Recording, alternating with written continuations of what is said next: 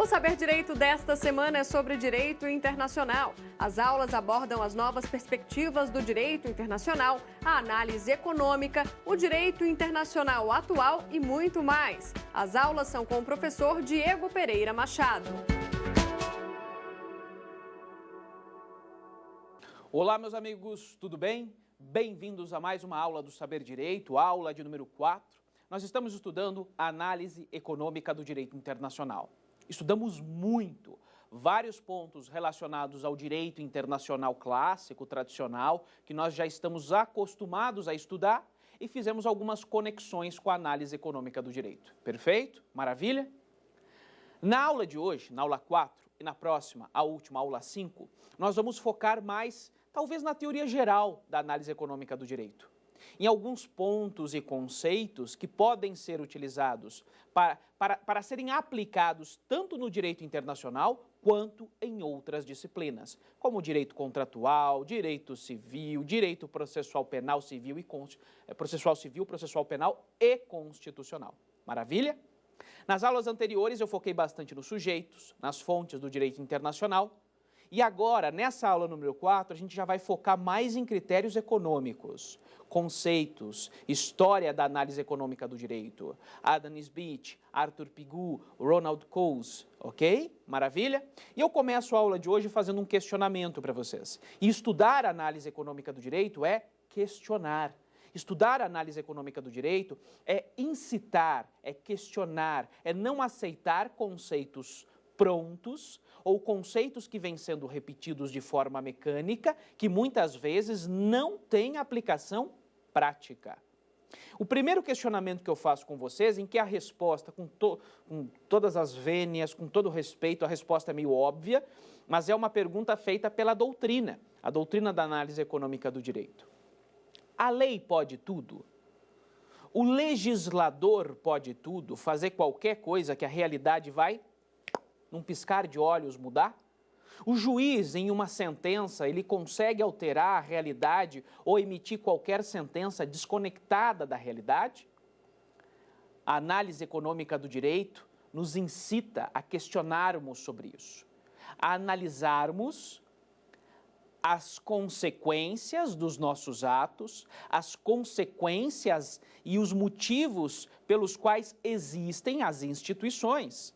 É a visão consequencialista, é o realismo que influenciou fortemente a common law norte-americana e influenciou a análise econômica do direito. A resposta é meio óbvia, meio simples. Vocês têm ideia e sabem que a lei não pode tudo e o juiz também não pode tudo de qualquer forma. Eles, tanto o legislador, até mesmo quanto o gestor do poder administrativo e o juiz, devem começar a analisar e pensar e se preocupar com as consequências das suas decisões. Vamos dar algum exemplo prático, um exemplo que eu retirei da doutrina também. O exemplo do salário mínimo. E esse é um tema extremamente cabeludo, extremamente complicado, complexo, que envolve várias questões. Não só o salário mínimo, direitos trabalhistas. Fala-se muito em reforma trabalhista. O governo, muitas vezes, ele aumenta o salário mínimo, prevê direitos trabalhistas com o objetivo de proteger o trabalhador ou valorizar o trabalho do empregado. O problema é que essas medidas, essas leis, muitas vezes elas são aprovadas sem o devido planejamento e elas têm como objetivo proteger uma parte vulnerável, elas querem valorizar um determinado grupo, só que os efeitos são o oposto. Muitas vezes aumenta-se o salário mínimo, aumenta-se o custo de se manter, por exemplo, uma empresa, aumenta-se o desemprego, aumenta-se a informalidade.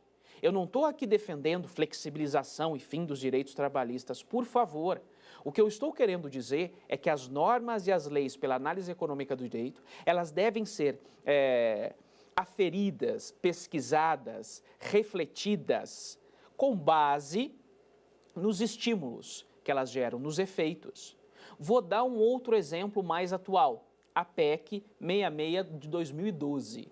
PEC 66 de 2012, que gerou a emenda constitucional, que reformou a Constituição Federal e garantiu vários direitos às empregadas domésticas e aos empregados domésticos.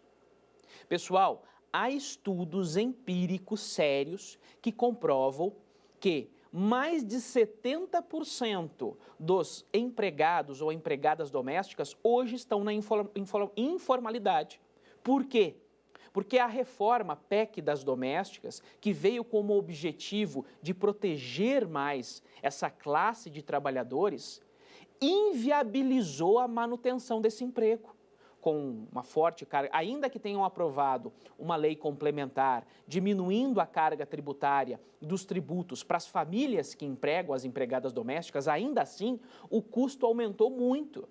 Aumentou-se de forma demasiada, sem o devido planejamento, gerou assim mais informalidade, desprotegeu ainda mais a empregada ou empregado doméstico. Vejam, a PEC das domésticas, quando ela foi aprovada, ela foi assim divulgada como a nova abolição da escravidão. Nós vamos proteger a exposição de motivos da PEC das domésticas, conhecida popularmente como PEC das domésticas, ela ficou conhecida como a abolição da escravatura. Dignidade da pessoa humana, acho louvável, acho importante e tem que regulamentar mesmo. O problema é que a forma como foi redigida, ela não foi coerente com seus efeitos. Ela desprotegeu mais do que protegeu. Por quê? Porque a família não é fonte de renda. A família em si não produz a riqueza para conseguir pagar pela empregada doméstica, especialmente famílias com menor poder aquisitivo. A empresa gera renda, né? O trabalhador autônomo gera renda, mas a família não gera renda. E a família não gerando renda, vários direitos trabalhistas foram da noite para o dia, não digo da noite para o dia, mas de forma muito rápida, muito midiática, a nova abolição da escravatura, maravilha. O que gerou? Gerou uma informalidade terrível. Mais de 70%, de acordo com dados estatísticos, de instituições sérias, das domésticas, estão na informalidade. Aquela PEC não valeu de nada. A análise econômica do direito, ela questiona esse tipo de reforma legislativa. Ela convida o legislador a pesquisar e analisar de forma mais eficiente. Ah, você quer abolir a escravatura? Tudo bem, mas vamos analisar de forma mais realista. Ver se essa reforma, se essa lei ou se essa emenda constitucional, na prática, ela vai ser coerente com os seus objetivos. Há estudos sérios que demonstram e comprovam que a reforma na Constituição, que teve como objetivo proteger as domésticas, os domésticos também, homem ou mulher, não interessa, gerou mais desproteção, gerou mais informalidade, por vários motivos. O principal, família não gera renda. Como é que tu vai aumentar a carga financeira de custo da família, que já é alta, com o objetivo de proteger a doméstica? Faça isso, mas crie os meios para isso, crie os benefícios para isso. Gere uma isenção, uma redução tributária drástica. Não foi feito isso. Essa abolição da escravatura, a nova abolição da escravatura, como muitos parlamentares bradaram, gerou o quê? Mais informalidade. Tudo bem? A análise econômica do direito, os critérios econômicos, a economia, ela convida para esse tipo de reflexão. Iniciada a aula número 4, com essa introdução, nós vamos para um novo tópico, que é a história da análise econômica do direito, ou direito e economia, ou law and economics, na expressão em inglês. Quando que começou isso? Fato é que essa corrente intelectual foi a que mais influenciou os Estados Unidos, o direito dos Estados Unidos dos últimos anos. Maravilha? E dentro da sua evolução histórica, a doutrina destaca quatro momentos fundamentais. A análise econômica do direito, ela foi lançada em 1957. A doutrina fala em quatro momentos. Primeiro momento, do lançamento, de 1957 a 1972. Depois do seu lançamento, nós temos a fase de aceitação dos seus paradigmas. A aceitação da análise econômica do direito pela academia jurídica e até mesmo pela academia econômica. E isso se deu de 72 a 80. Aí nós temos o terceiro momento, que foi o debate sobre os seus fundamentos. Esse terceiro momento foi de 80 a 1982. E nós temos o quarto e último momento da evolução histórica da análise econômica do direito, que foi a sua ampliação. Ela se espraiou pelo mundo e por todas as disciplinas, a análise econômica do direito. Fato é que nós temos um marco histórico que exige a nossa atenção. Esse marco histórico ele é fundamental para o direito internacional. Em 1960, o professor Ronald Coase, ele escreveu um artigo sobre os custos sociais, lá na Universidade de Chicago, nos Estados Unidos. Esse artigo ele é considerado um marco para o desenvolvimento moderno da análise econômica do direito. E esse artigo ele traz conceitos econômicos fundamentais para o direito e fundamentais para o direito internacional. O que nós vamos estudar agora os custos sociais, as externalidades, o famoso Teorema de Coase. Maravilha? Anota no caderno, organiza na sua cabeça, porque esse tema é técnico, ele é econômico, ele é importante e fundamental para o direito internacional e para todo o direito, sem sombra de dúvidas. Pois bem, Teorema de Coase, de Ronald Coase. Trata-se de um artigo, na verdade ele foi sendo desenvolvido, mas ele foi marcado por um artigo escrito na Universidade de Chicago por Ronald Coase, em 1960, que deu início ao movimento moderno da análise econômica do direito. Eu vou ter que contar uma historinha aqui e citar 3 economistas. É o seguinte, o Ronald Coase, ele criticou economistas anteriores. Como assim, professor? Ele criticou 2 economistas anteriores. Quais deles? Vamos colocar em ordem cronológica. Primeiro, nós temos o economista Adam Smith. Adam Smith é considerado o pai da economia moderna, do liberalismo, idolatrado nos Estados Unidos. O que o professor Adam Smith falava? De forma bem sucinta, porque a doutrina e as ideias dele são extremamente complexas. Mas o que defendia Adam Smith? Ele defendia o seguinte: o mercado deveria ser deixado nas mãos dos seus atores, dos seus agentes. E esses agentes no mercado livre, atuando de forma liberal, iriam chegar no bem-estar social de todos. Essa era a ideia de Adam Smith. Adam Smith, ele foi criticado, começamos com Adam Smith e vamos para um próximo economista, Arthur Pigou, o senhor Pigou. Pigou também era um economista, mas ele criticou a ideia de Adam Smith. Ele entendia que essa evolução, ela não era tão confiável assim. Na verdade, para Pigou, essa evolução seria impossível. Qual evolução? Deixar o mercado livre para os seus agentes chegaria ao bem-estar social de todos. Pigou disse, não, peraí, isso não é possível. Criticou Adam Smith. Ué, Pigou, mas por que você criticou o Adam Smith? Porque isso não é possível quando nós estamos frente a bens escassos. Olha aí a ideia de escassez, ó. O mundo vive um momento, e há muito tempo é assim, né? É um mundo de escassez. Você atribui direitos, você delimita direitos, você tem escassez. A principal crítica de Pigou é que essa evolução defendida por Adam Smith não era possível com base em bens escassos. E o mais interessante é que Pigou, ele trouxe à tona, ele começou a trabalhar de uma forma mais aprofundada a ideia de externalidade, que nós tanto estudamos nas aulas anteriores. O que seria externalidade? É um comportamento, é um efeito, é o resultado de algo para outras pessoas. O professor Pigou, ele deixava bem claro, um exemplo prático, um prestador de serviços. Ele presta um serviço e esse serviço ele vai gerar uma externalidade, ou seja, vai afetar terceiros. Uma padaria, uma marcenaria, ela vai produzir e vai gerar externalidades para os vizinhos. Pode ser uma externalidade boa, pode ser uma externalidade ruim, mas fato é que gera externalidade. E quando o Pigou estudou essas externalidades, ele também abordou a questão do custo privado e do custo social. Professor, isso é muito economia para o direito. É necessário, é importante, é a metodologia moderna do direito. Nós temos que enfrentar isso, além de ser extremamente interessante. Veja bem, pega uma empresa que produz um serviço e polui o meio ambiente. Tem uma empresa que produz papel. Ela produz papel, está aqui o papel, maravilha. Ela produz o papel, só que ao produzir o papel, ela polui o meio ambiente. Ela gera uma externalidade negativa. E quando ela está produzindo papel, ela não insere no custo do seu produto o que ela está gerando de poluição. Ou seja, o custo privado do papel não é compatível com o custo social. O custo privado desse produto não teve inserido nele o custo social, essa externalidade. Pigou constatou isso.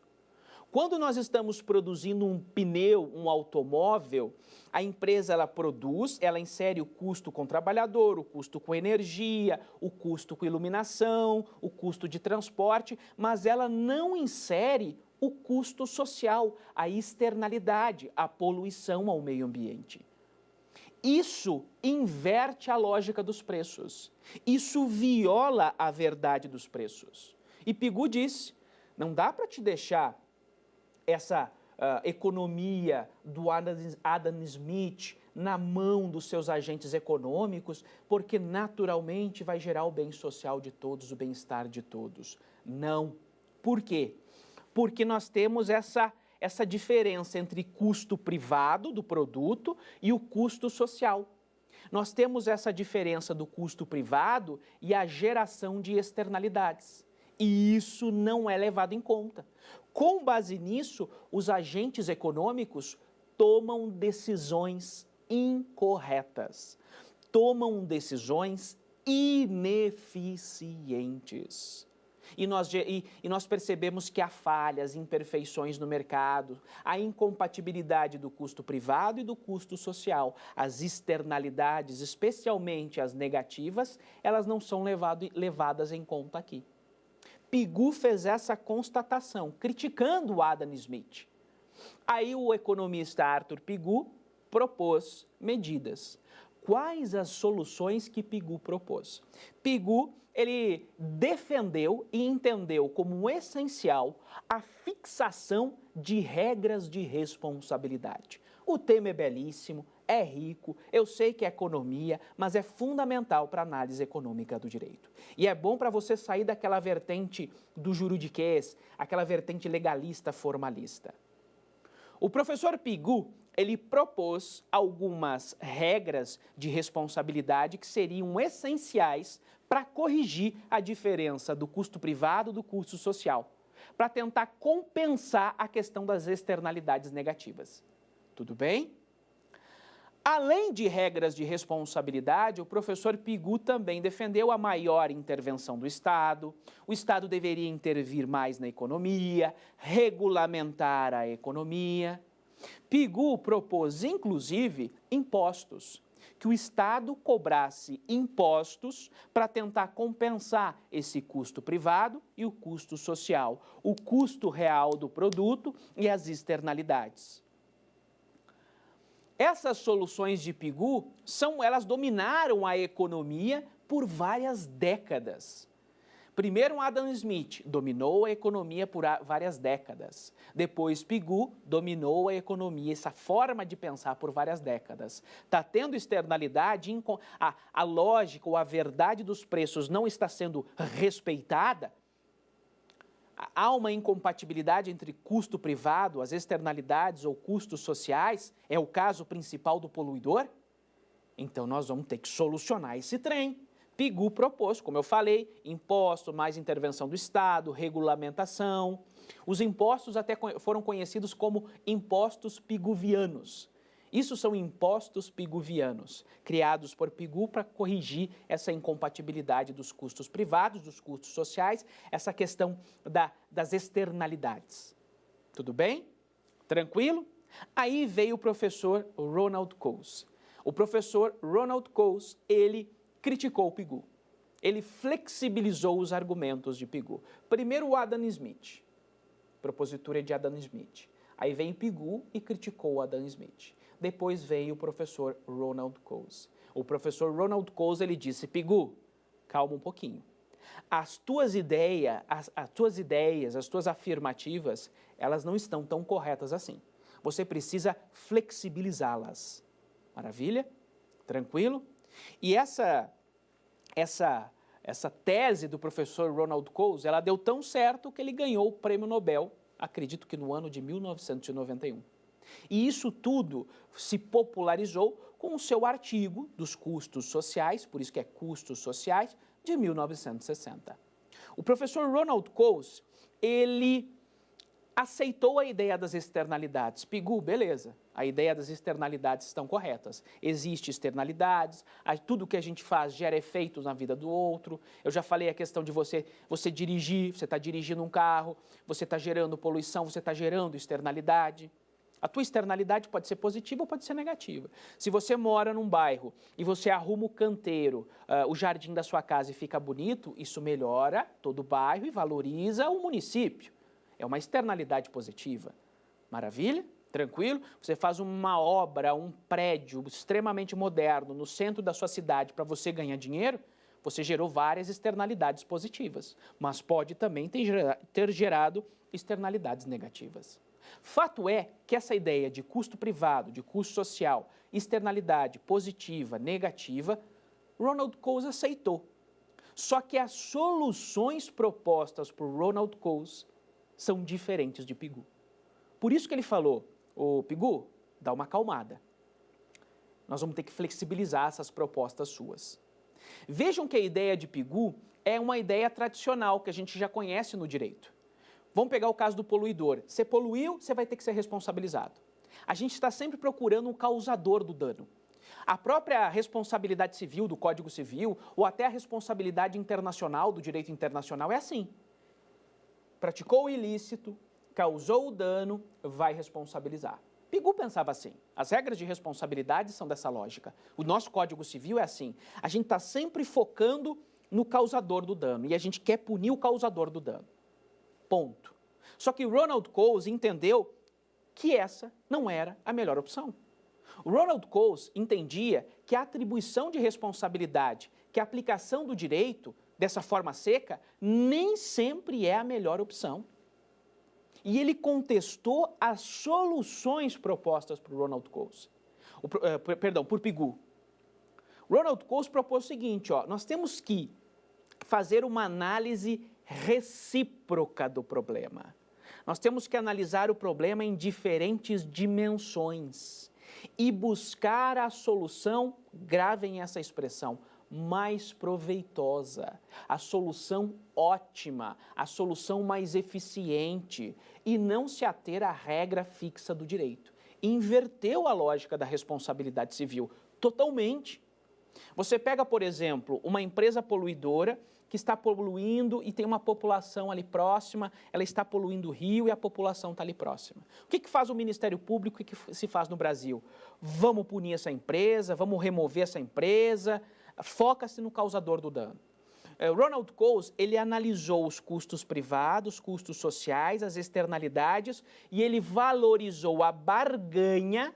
E se a empresa tiver condições de indenizar essa sociedade ou até remover essa comunidade de forma eficiente, essa é a melhor solução, não a responsabilização do causador do dano. O professor Ronald Coase, ele inverteu a lógica. Aquela visão bitolada, vamos punir, vamos achar um responsável, vai ter que indenizar, porque assim fala o direito de forma fixa, Ronald Coase não aceita. Ele defendeu, ele revê os problemas em diferentes dimensões. Ele analisa os custos sociais, os custos privados, ele analisa a lesividade de uma externalidade negativa e ele vai aplicar a solução mais vantajosa, mais eficiente e não a regra fixa do direito. Ele inverte o que nós estudamos sobre responsabilidade civil, especialmente a responsabilidade civil interna e até mesmo a responsabilidade internacional dos Estados, que fica muitas vezes focada no ilícito, no dano vai ser responsabilizado, nexo de causalidade, acabou. Não, Ronald Coase não aceita essa lógica fixa. Ele analisa o problema de forma recíproca, diferentes dimensões. Isso já é uma novidade para o direito internacional e propõe a mais vantajosa. Para Arthur Pigou, a regra de responsabilidade, ela era essencial, ela era fundamental. O direito fixar essa regra de responsabilidade sempre foi fundamental. Para Ronald Coase, não é essencial. Maravilha? Então, nós temos o pensamento de Adam Smith, Pigou e Ronald Coase. E essa defesa, esse artigo das externalidades dos custos sociais de Ronald Coase inaugurou e deu início ao movimento moderno da análise econômica do direito. Tranquilo, meus caros? Dentro do teorema de Coase, que nós ainda estamos no teorema de Coase, entendemos a lógica desse teorema, tem alguns pontos que eu quero que vocês fixem, tá? Alguns conceitos, algumas ideias. Anota no caderno, na sua cabeça, não sei, mas principais pontos do teorema de Coase, já que nós já entramos dele, já sabemos como é que funciona. Primeiro, todas as transações, tudo que nós fazemos em sociedade gera custos de transação. Nós temos o custo privado do produto, nós temos os custos sociais e nós temos também os custos de transação, que muitas vezes se confundem com custos sociais. O custo de transação, o que seria um custo de transação? Tem diferentes conceitos, mas custo de transação é aquela barreira, é aquele custo que muitas vezes impede que uma transação lucrativa ocorra. Tudo gera custo de transação. Nós tem dois tipos de custos de transação. Para o teorema de Coase, nós temos dois tipos de custos de transação. E o direito internacional, como eu já falei para vocês, a elaboração de tratados internacionais, que são idênticos a contratos para análise econômica do direito, geram custos de transação. E esses custos de transação, eles devem ser sempre levados em consideração. Vou mudar um pouquinho a tela para acordar. Vamos lá. Os custos de transação, tem dois tipos. O professor Coase fala em dois tipos de custo de transação. O custo de transação negligenciável. O que é um custo de transação negligenciável? Sem muita importância. Você vai fazer um contrato, tem pequenos custos formais que você consegue superar com facilidade. Você tem que autenticar, reconhecer uma firma, é relativamente barato, a gente vai reconhecer essa firma, vai celebrar o contrato, é um custo de transação pequeno, negligenciável, sem atrito. Esses custos de transação sem muita importância, negligenciáveis, eles são úteis para o estudo da economia. Mas convenhamos, nós vivemos em um mundo de atritos. Esses custos de transação negligenciáveis, eles não são tão importantes. Por quê? Porque eles são custos facilmente superados ou superáveis. Levando em conta isso, eles não merecem muito a nossa atenção. O que interessa para nós, especialmente para a análise econômica do direito, são os custos de transação significativos. O que é um custo de transação significativo? Acabei de falar. O custo de transação significativo é aquela barreira que pode impedir a celebração de um negócio rentável, que pode, para o direito internacional, impedir a celebração de um tratado internacional.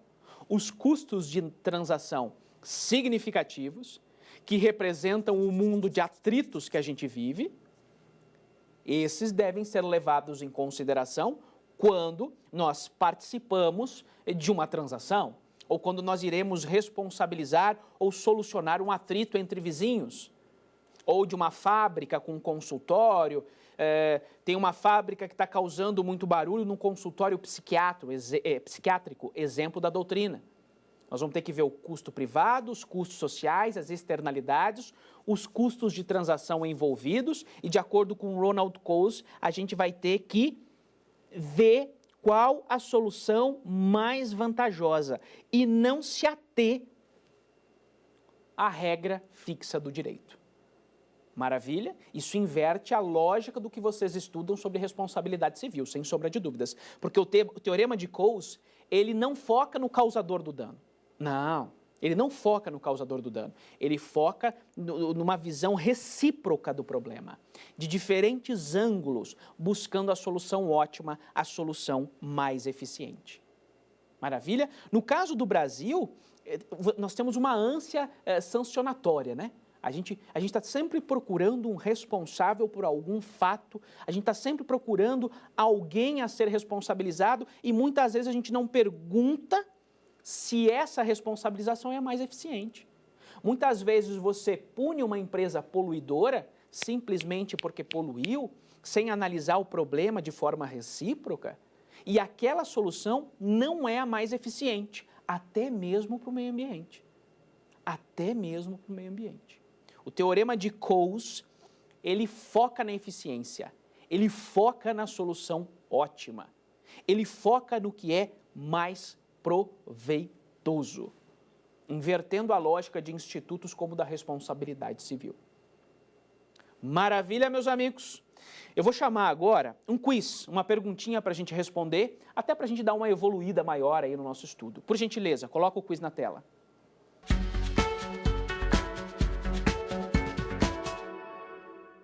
Common Law, alternativa A, é adotada somente nos Estados Unidos? B, adotada somente na Inglaterra?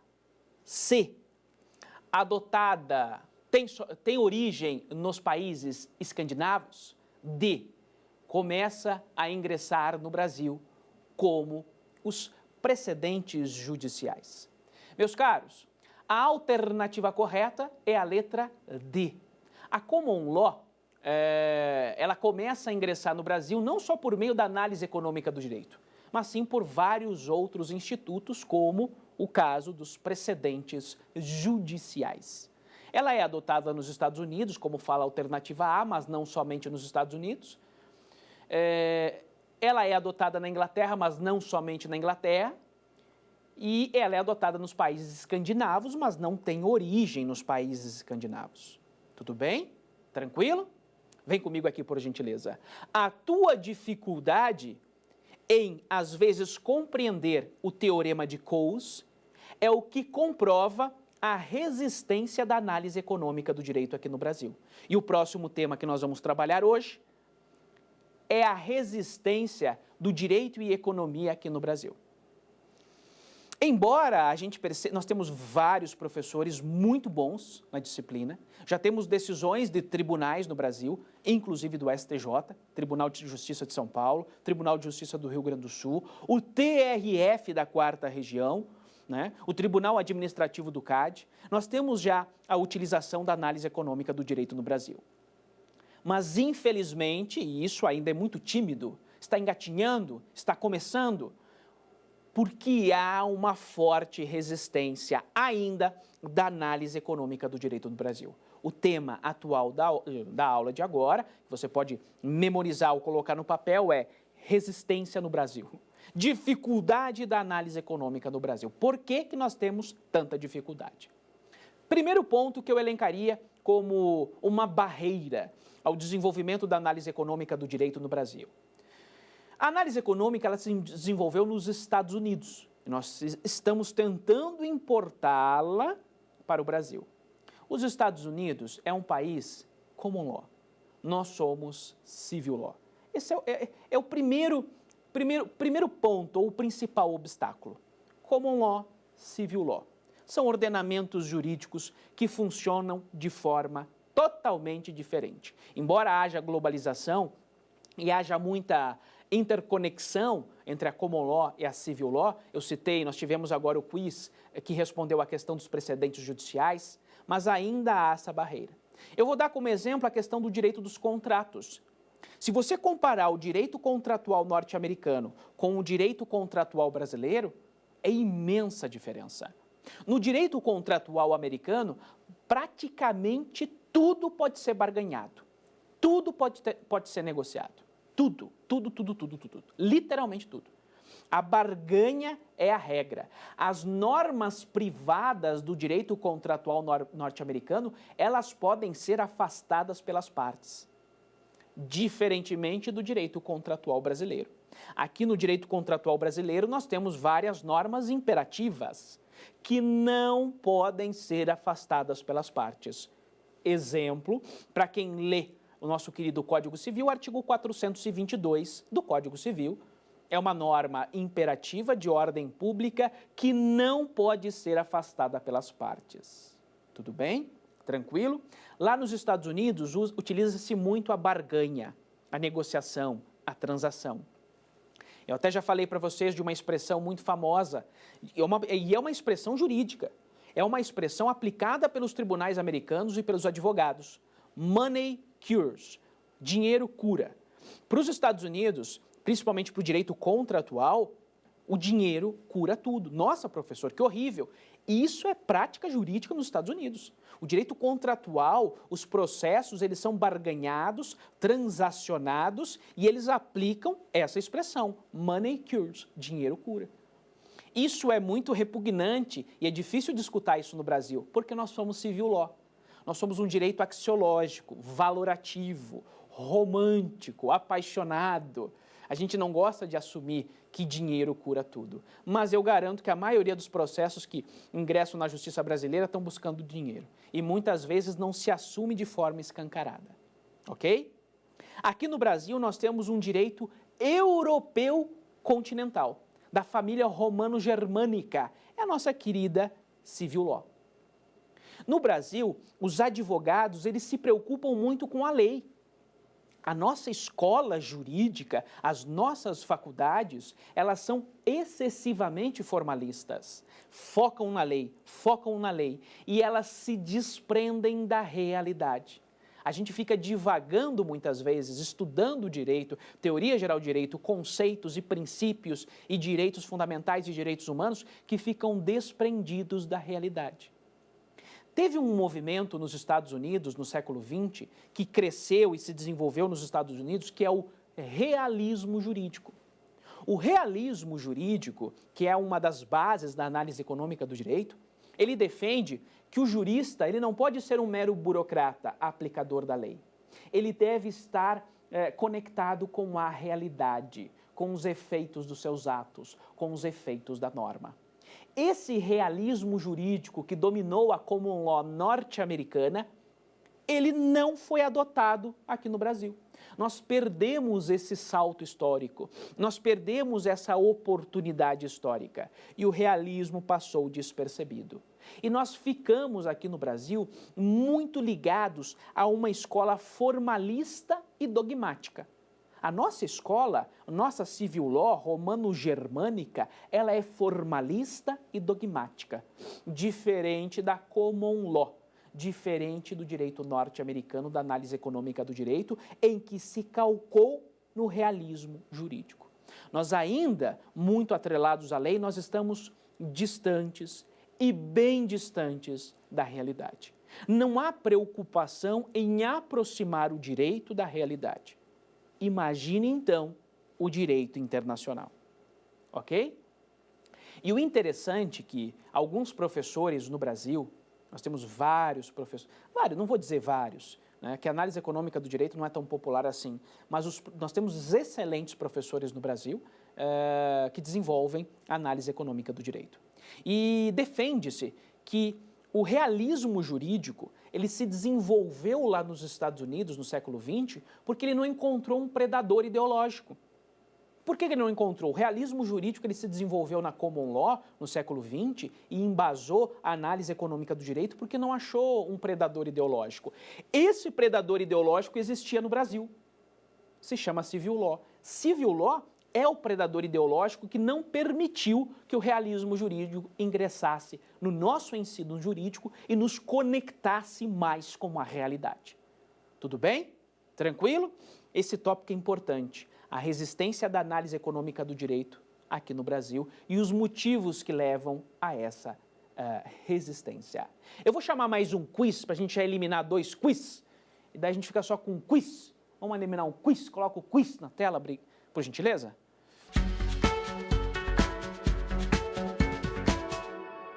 Vamos lá. Ficou fácil de responder agora, né, pessoal? Qual o principal motivo que gera a resistência da análise econômica do direito no Brasil?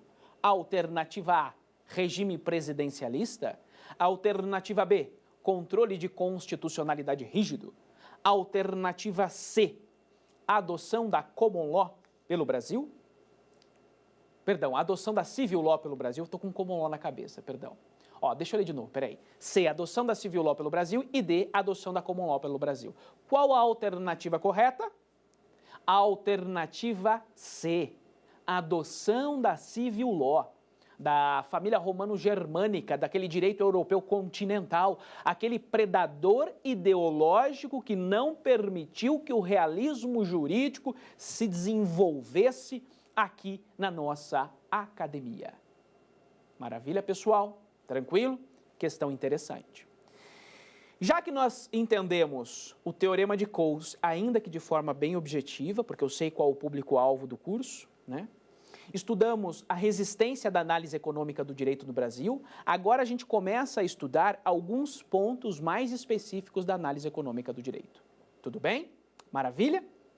Pessoal, a análise econômica do direito, ela adota uma metodologia individual. Como assim uma metodologia individual? São as pessoas que decidem. São as pessoas que decidem. As pessoas são agentes racionais que atuam de forma racional para atender interesses particulares. Só que essa ideia de que as pessoas decidem, essa metodologia individual, nós estamos trazendo também para entender o comportamento dos estados, das organizações internacionais, dos sujeitos do direito internacional. Mas para a análise econômica do direito, pelo menos com base na sua teoria geral, né, a sua metodologia individual, ela foca na pessoa, ela foca no indivíduo. O indivíduo é um centro de decisão, ok? Aliada a essa metodologia individual, nós temos algumas palavrinhas, algumas ideias que a gente sempre tem que ter em mente quando estudamos a análise econômica do direito. A primeira ideia é a noção de escassez. Pessoal, na economia, nós temos bens escassos que precisam ser alocados. A escassez é um conceito subjetivo. A escassez, ela é intuitiva, não tem um conceito fechado, certo? Escasso é o que acabou? Não. Escasso é o que não existe? Não. Escasso nos remete, é intuitivo. Ó. Escasso está relacionado a bem escasso. O direito trabalha com bens escassos. É limitado, é intuitivo. O conceito de escassez é subjetiva, varia. Mas como ela é intuitiva, a gente sabe que escasso é o que não é abundante. Essa palavra escassez tem que estar sempre ligada no teu estudo da análise econômica do direito. Além da metodologia individual, além da escassez, você tem que ter também ideia da racionalidade. Se são as pessoas que decidem e nós vivemos em um mundo escasso, as pessoas fazem escolhas racionais. Elas devem escolher, porque os bens são escassos. A escolha racional nos remete à ideia de racionalidade. Ou seja, as pessoas precisam fazer escolhas racionais, visando ao seu benefício, visando ao seu alto interesse. Tudo bem? Tranquilo? Quando estudamos também a análise econômica do direito, ela tem duas etapas, duas fases, duas dimensões. Isso é um conceito doutrinário que nós utilizamos para entender a análise econômica do direito. Tem duas dimensões. É uma dimensão positiva ou descritiva e uma outra dimensão normativa ou prescritiva. Tá bom? Vamos chamar só de dimensão positiva e de dimensão normativa. Dimensão positiva e dimensão normativa. Dimensão positiva e dimensão normativa. São etapas, momentos, dimensões que nós utilizamos para entender melhor o direito e economia. Quanto à dimensão positiva e descritiva, o que nós estudamos nessa dimensão positiva ou descritiva? Os reflexos do direito sobre o mundo dos fatos. Além de estudarmos os reflexos do direito sobre o mundo dos fatos, essa dimensão positiva ou descritiva, a primeira, ela nos ajuda a descrever a realidade. E quando nós descrevemos a realidade, a gente tem que ter ideia, por exemplo, da escassez. E nós sabemos que a escassez, dentro da escassez, nós temos uma noção intuitiva de limite, de bens escassos. Toda a vida, infelizmente, tem um custo. Todo direito consome recursos. A judicialização da saúde é um exemplo, é um grande problema de alocação de recursos quanto a bens escassos. Isso tudo nós estudamos na dimensão positiva ou descritiva da análise econômica do direito. A escassez, já que ela é intuitiva, já que ela nos remete a limites, ela nos ajuda muito a entendermos ou questionarmos algumas vacas sagradas, que a gente costuma usar muito essa expressão, né? Vamos mudar um pouco. Ela nos ajuda a questionar alguns conceitos e princípios inabaláveis do direito internacional, a ideia de escassez. Essa primeira dimensão positiva da análise econômica do direito, que nos remete à escassez, à ideia de limite, porque a análise econômica, a dimensão positiva, ela nos ajuda a descrever a realidade. E a nossa realidade é escassa. E a escassez nos remete a bens escassos. Isso nos ajuda a questionar alguns institutos do próprio direito internacional, como o próprio princípio pro homine, uma norma interpretativa que diz o seguinte: o tribunal, você vai julgar um caso sobre direitos humanos, você vai aplicar qual norma? Pro homine, a mais favorável à pessoa humana. Aqui amplia mais os direitos. Tudo bem. E como garantir que esse direito vai ser cumprido? Se nós vivemos, conforme a dimensão positiva do direito e economia, num mundo escasso. Gravem essas palavras, essas ideias: metodologia individual, escassez, racionalidade. Entramos no estudo da dimensão positiva da Law and Economics, direito e economia. Além da escassez, a gente tem que ter ideia de eficiência. E agora é que eu vou causar um pouquinho de desconforto aí para o estudante de direito. Na economia, a eficiência, ela é conceituada basicamente conforme dois critérios técnicos, dois critérios doutrinários. O que é eficiente para a economia? E esses critérios de eficiência, eles são úteis para a gente avaliar o direito internacional. E quando eu falo em eficiência, você tem que pensar o seguinte: a eficiência consiste na maximização de riqueza. Nossa, professor, maximizar riqueza, de novo dinheiro? Não, não é só dinheiro. Vamos trocar riqueza por utilidade, que é a tendência moderna. Quando eu falo em eficiência, eu estou relacionando a maximização de riqueza, a maximização de utilidade, a maximização do bem-estar das pessoas e a minimização dos custos sociais, dos custos de transação. Eu quero reduzir custos, eu quero reduzir externalidades negativas, eu quero reduzir os custos de transação e eu quero aumentar, maximizar o bem-estar, maximizar as utilidades e as riquezas. Essa é a ideia de eficiência. Só que para eu conceituar eficiência dentro da análise econômica do direito, existem dois critérios. O primeiro critério é o critério de Pareto, é o critério paretiano. Vou ser bem objetivo também, por causa do tempo, por causa da aula e por causa do público-alvo. O critério paretiano diz o seguinte: qualquer norma, qualquer mudança legislativa, ela vai ser eficiente se ela não gerar prejuízo para outros. Nós temos uma sociedade, nós vamos aprovar um tratado internacional. Esse tratado internacional, para ser considerado eficiente, critério de Pareto paretiano, ele pode beneficiar um grupo, mas esse benefício não pode prejudicar outros. Vejam que o critério de Pareto paretiano, ele exige a unanimidade. Ele é praticamente inaplicável, especialmente no mundo de escassez. Como é que você vai beneficiar um grupo sem prejudicar um outro? Isso aí viola ou afronta até mesmo a física. Eu estou nesse local, uma pessoa vai ocupar o meu local, eu vou ter que me deslocar. eu vou ser retirado daqui. O critério paretiano, o critério de Pareto para definir eficiência, ele exige unanimidade. Para uma pessoa sair ganhando, não pode prejudicar a outra. Ele é quase que inaplicável. Como esse critério ele era muito rigoroso e exigia a unanimidade, criaram um segundo critério, mais flexível, o critério Kaldor-Hicks.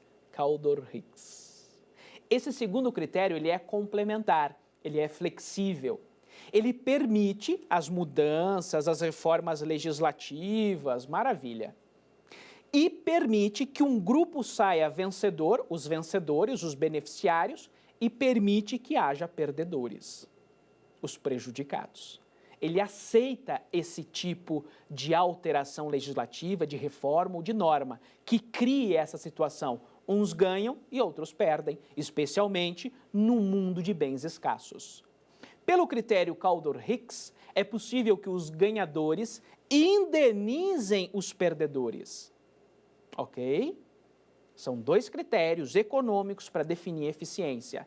Critério de Pareto e Kaldor-Hicks. O segundo vem sendo aplicado, é mais aceito, porque ele é mais flexível. Ele permite os ganhadores, ele permite os vencedores e os perdedores. Tudo bem? Tranquilo? Agora eu entro num tema novo, fundamental. Um tema riquíssimo, um tema importantíssimo para o direito, especialmente para o direito internacional, e um tema cujo qual nós já trabalhamos, a teoria dos jogos. A teoria dos jogos também é conhecida como a teoria das interações entre as pessoas. E todo mundo ficou conhecendo a teoria dos jogos por meio daquele filme famoso, Uma Mente Brilhante, de 2001, que ganhou um ou dois, acho que ganhou um Oscar, que contou a vida do matemático John Forbes Nash. O senhor Nash, ele faleceu em 2015 num acidente de carro. O professor Nash, o matemático da Universidade de Princeton, criou o equilíbrio de Nash. Com base nesse equilíbrio, a teoria dos jogos ficou famosa, pelo menos no público em geral. E essa teoria dos jogos, ela é uma teoria matemática que ela pode ser aplicada de forma muito útil no direito, na antropologia, na sociologia, nas eleições. Ela pode ser aplicada na história, nos leilões, na definição de eleições. Maravilha? A teoria dos jogos, ela trata da interação entre jogadores. Jogadores inteligentes, decisores, em que a decisão de um pode ser importante para a tomada de decisão do outro. Embora ela tenha sido popularizada pelo filme, foi na área do direito que ela ganhou destaque. Especialmente no estudo dos contratos, no estudo da atribuição de responsabilidade, na atribuição de propriedade, nas ações coletivas. Maravilha? Em razão da riqueza desse tema, eu vou deixar para aprofundar a teoria dos jogos na próxima aula, na aula de número 5, na nossa última aula. Agora eu vou responder ao nosso terceiro e último quiz, por gentileza.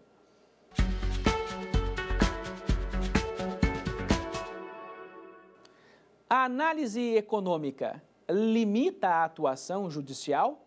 A. Sim. Por isso, porque contraria a autonomia jurisdicional? Não. Sendo atualmente muito aplicada pelo judiciário brasileiro. C. Apenas permite que nas decisões sejam aplicados critérios econômicos. D. Limita porque dá menos previsibilidade aos tribunais. E aí, pessoal? A análise econômica limita a atuação judicial? A alternativa correta é a alternativa C.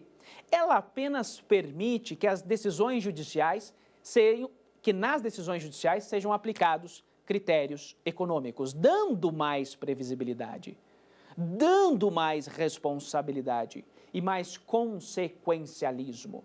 Maravilha? A aula de hoje, ela entrou especificamente na análise econômica do direito. Nós estudamos por que ela tem resistência aqui no Brasil.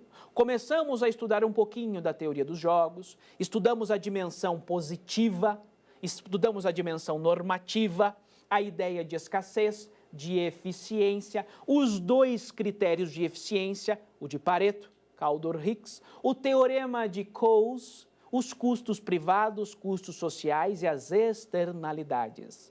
Foi uma aula bem mais econômica, mais técnica, fechada, né? Mas ela era necessária e ela é muito rica. Tinha muito o que falar, mas ela é muito rica. E levando em conta o objetivo do Saber Direito, a gente tem que pontuar as questões mais importantes para vocês entenderem essa disciplina. Tudo bem? Um forte abraço, agradeço pela atenção. Daqui a pouquinho a gente tem mais.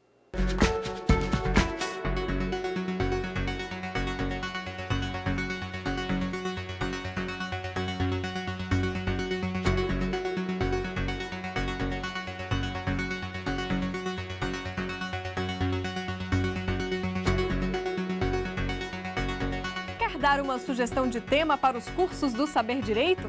É só mandar um e-mail para a gente, saberdireito@stf.jus.br. Ou então, entre em contato pelo nosso WhatsApp. O número é este que aparece na sua tela. Você também pode estudar pela internet. Acesse tvjustiça.jus.br. Reveja ainda as aulas no nosso canal do YouTube, TV Justiça Oficial.